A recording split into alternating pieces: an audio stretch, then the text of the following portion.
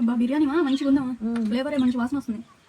Colour చూసి ఎంత బాగుందా, కలర్ బాగుంది, వాసన టేస్ట్ ఏం లేకుండా కూడా తినేసేయచ్చు. బిర్యానీ మసాలా అంత మంచి ఊరికే తినేవాలనిపిస్తుంది నిజంగా. సాల్ట్ సరిపోయిందా?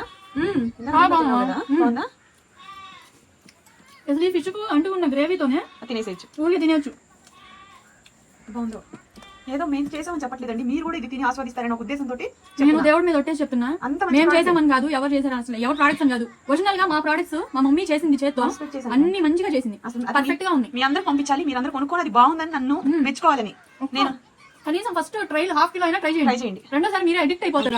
అయిపోగానే మళ్ళీ బుక్ చేసుకుంటారు. అమ్మ కొరకరు కూడా అలాగే బుక్ చేసుకున్నారు అందరూ. ఇప్పుడు చాలా ఆర్డర్స్ వచ్చాయి, నేనే చూసా. అందరు మెసేజెస్ చాలా మంది రిపీట్ పెట్టుకున్నారు. అవును,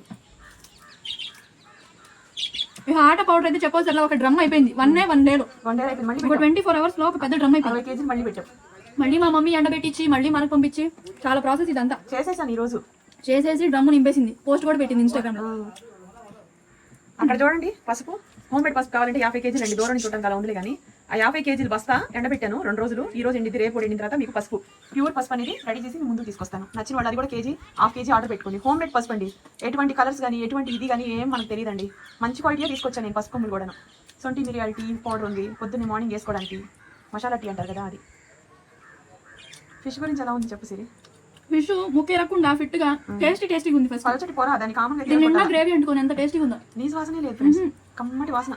యాక్చువల్లీ నీసు వాసన వచ్చేది. నేను ఒకటి చెప్తాను సిరి, మనసులో ఉంటేనే పెదాల మీదకి, పెదాల్లో మనసులో ఉంటే పెదాల మీదకి వస్తాయి.